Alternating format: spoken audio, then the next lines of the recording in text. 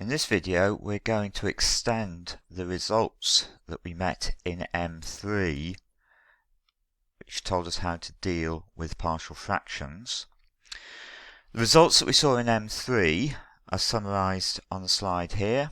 Ax plus b over px plus q rx plus s can be rewritten in the form a over px plus q plus b over rx plus s. Ax squared plus bx plus c over px plus q rx plus s tx plus u can be rewritten as a over px plus q plus b over rx plus s plus c over tx plus u. And ax squared plus bx plus c over px plus q squared times rx plus s can be rewritten as a over px plus q plus b over px plus q squared plus c over rx plus s. So those are the three results that we established in the course of Mathematics Unit 3.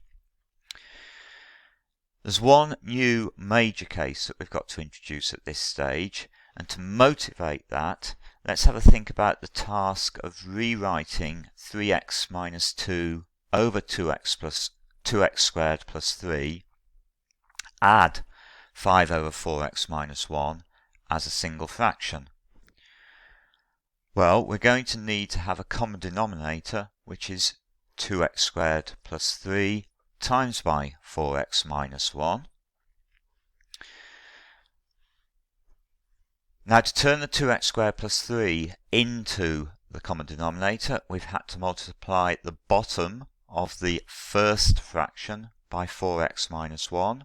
So we must do the same to the top of the first fraction. So we're going to get 3x minus 2 times by 4x minus 1. And then for the second fraction, to turn the 4x minus 1 into the common denominator, we had to multiply by 2x squared plus 3. So we must do the same to the 5. So moving to the common denominator, we've got 3x minus 2 times by 4x minus 1 plus 5 times 2x squared plus 3 all over 2x squared plus 3 times by 4x minus 1. Now let's try and simplify the top, or the numerator, of our fraction by multiplying out the brackets. So if we multiply out the brackets, we first of all get 12x squared minus 11x plus 2 from multiplying out 3x minus 2 times 4x minus 1. And then we get 10x squared plus 15 from multiplying out the 5 times the 2x squared plus 3. And tidying this all up, we're ending up with 22x squared minus 11x plus 17. Now, this example is suggesting that if we have an expression of the form ax squared plus bx plus c all over px squared plus q times rx plus s, then it can be rewritten in the form capital AX plus capital B over px squared plus q plus capital C over rx plus s. And more generally, if px squared plus qx plus r is a quadratic that cannot be factorised, then we could split an expression of the form ax squared plus bx plus c over px squared plus qx plus r times by sx plus t into capital A times x plus b over px squared plus qx plus r plus capital C over sx plus t. So let's see this in practice with a couple of examples. So first of all, let's write 4x squared plus x plus 12 over x squared plus 9 times by x plus 2 as a sum of partial fractions. So we're going to try and write 4x squared plus x plus 12 over x squared plus 9 x plus 2 in the form ax plus b over x squared plus 9 plus c over x plus 2. Multiplying up now by x squared plus 9 times by x plus 2 will make the left hand side equal to 4x squared plus x plus 12. And that will equal, first of all, ax plus b times x plus 2, and then c times by x squared plus 9.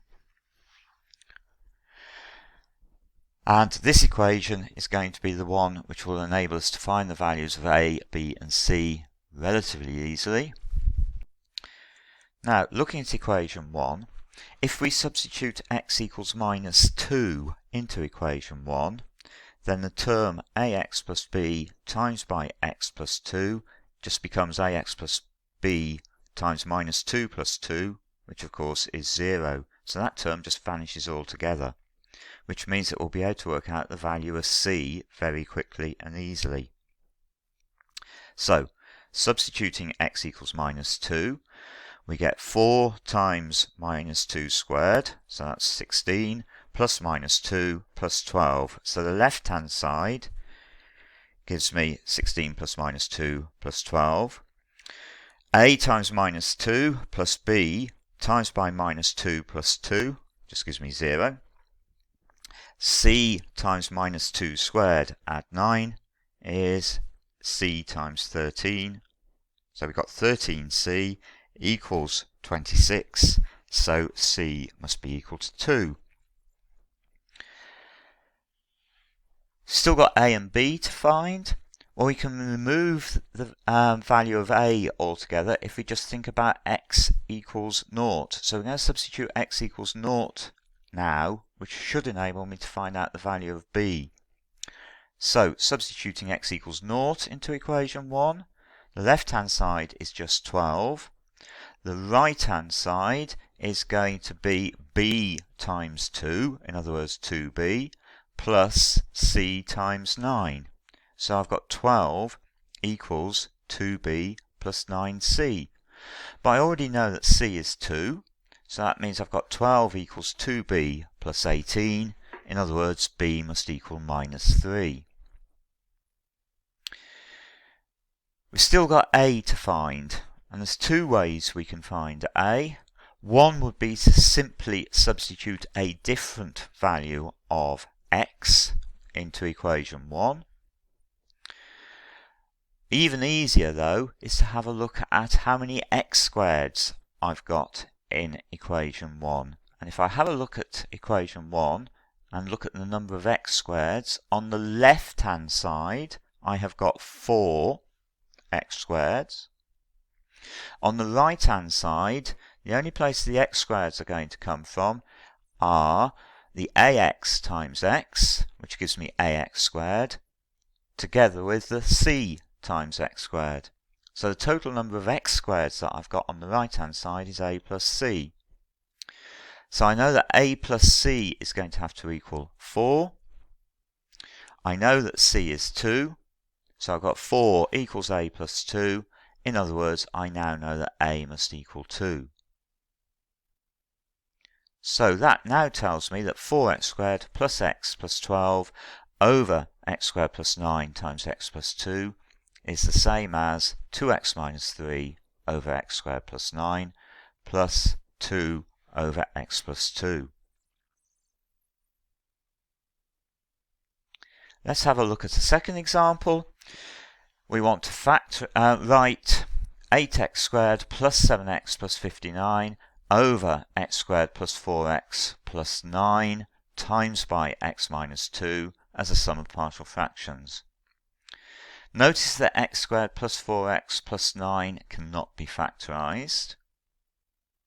So, the only way we can actually do this is to take it as it stands and say that 8x squared plus 7x plus 59 over x squared plus 4x plus 9 times by x minus 2 might come from something of the form ax plus b over x squared plus 4x plus 9 plus c over x minus 2. Proceeding in very much the same way as before, the first thing will be to multiply up by x squared plus 4x plus 9 times by x minus 2, which tells me then that I want 8x squared plus 7x plus 59 to be the same as ax plus b times x minus 2 plus c times x squared plus 4x plus 9. Now in this case it will be a good idea to substitute x equals 2 into equation 1, because substituting x equals 2 into equation 1 will make the ax plus b times by x minus 2 term equal to 0, and that will enable us to find the value of c. So substituting x equals 2, I'm going to get on the left hand side 32 plus 14 plus 59, and on the right hand side the first term is 0 and the second term is going to be c times by 4 plus 8 plus 9. So tidying that up, I've got 105 equals 21c, so c must equal 5.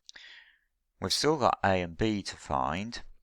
If I put x equal to 0, then the ax term will disappear altogether, and that should enable me to find the value of b. So, substituting in x equals 0, the left hand side of equation 1 simply becomes 59.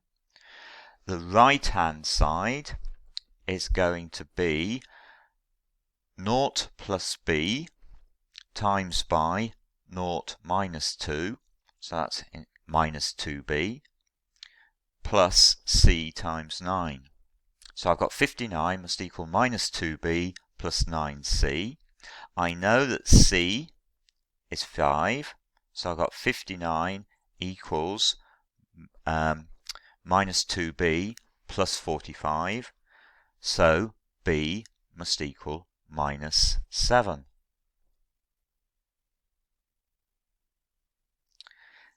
Then we've still got a to find, and we've got two ways of finding a. Either we substitute in yet another value of x, or we look at how many x squareds we've got on each side of equation 1. So looking at the number of x squareds that we've got on each side, on the left hand side of equation 1 I've got 8x squared, and on the right hand side of equation 1 the x squareds are going to come from ax times x plus c times x squared. In other words, I've got a plus c lots of x squared. So looking at the x squareds tell me that 8 must equal a plus c. I know that c is 5, so a must be 3.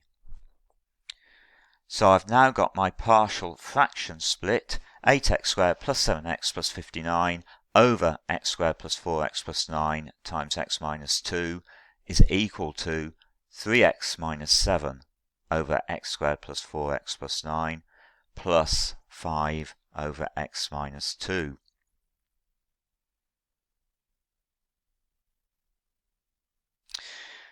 Now the process for finding partial fractions that we've considered only works if the degree of the denominator is greater than the degree of the numerator. If this isn't the case, then we need to think about the type of result that we would obtain by polynomial division of the numerator by the denominator and incorporate that into the expansion of the fraction. So let's have a look at that in terms of just one example. So we want to express 3x cubed minus 11x squared minus 2x minus 23 over x plus 1 times x minus 4 as a sum of partial fractions. Now the first thing to do is to notice that the top of the fraction is of degree 3, the bottom of the fraction is of degree 2. So we've got a cubic polynomial divided by a quadratic polynomial. And our experience of dividing a cubic polynomial by a quadratic polynomial should first of all tell us that the quotient of this division must be a linear polynomial, because a linear polynomial times by a quadratic will give me a cubic. Now, what about the remainder term? Well, the denominator is of the quadratic, so the remainder term must be a linear divided by a quadratic. So the linear term is going to be something like ax plus b over x plus 1 times x minus 4. Now, if we've got ax plus b over x plus 1 times by x minus 4, then our standard partial fraction results can be used to split that up into something of the form capital A over x plus 1 plus capital B over x minus 4. In other words, we're saying that our split up of 3x cubed minus 11x squared minus 2x minus 23 over x plus 1 times by x minus 4 should be of the form px plus q plus a over x plus 1 plus b over x minus 4.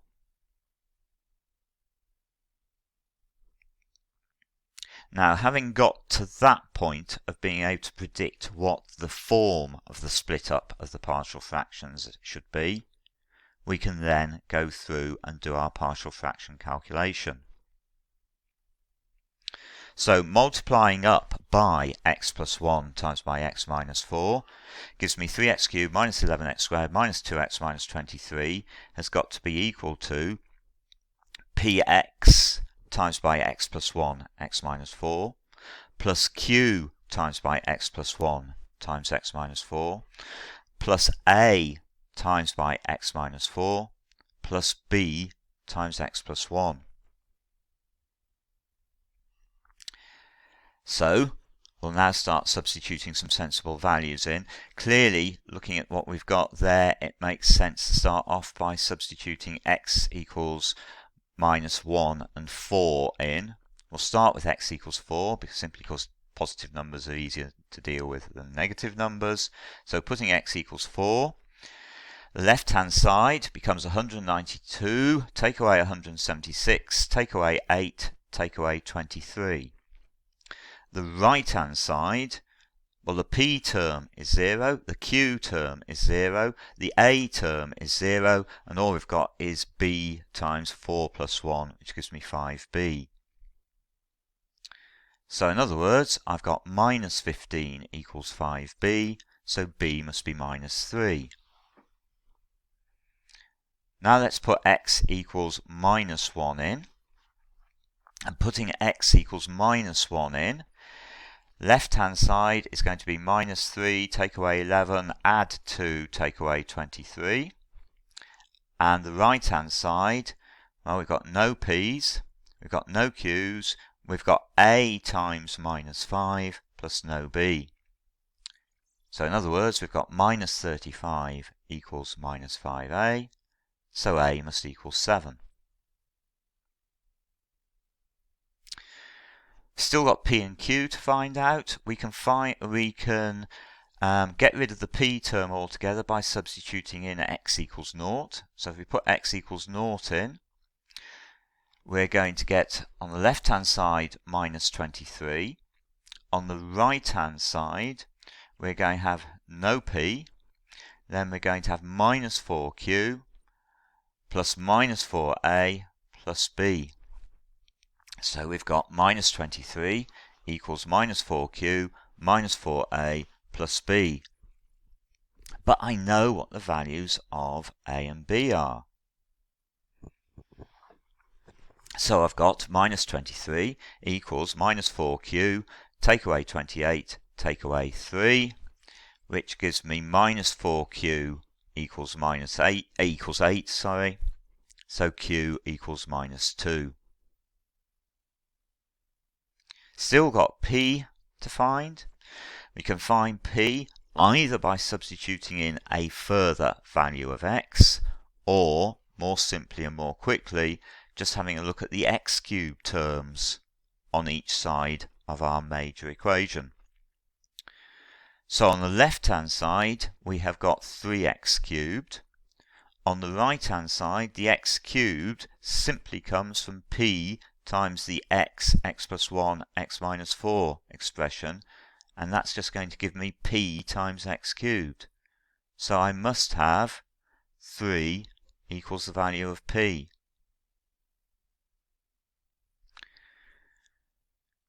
Putting all these results together then, we've now got our partial fraction split of 3x cubed minus 11x squared minus 2x minus 23 over x plus 1 times x minus 4 becomes 3x minus 2 plus 7 over x plus 1 minus 3 over x minus 4.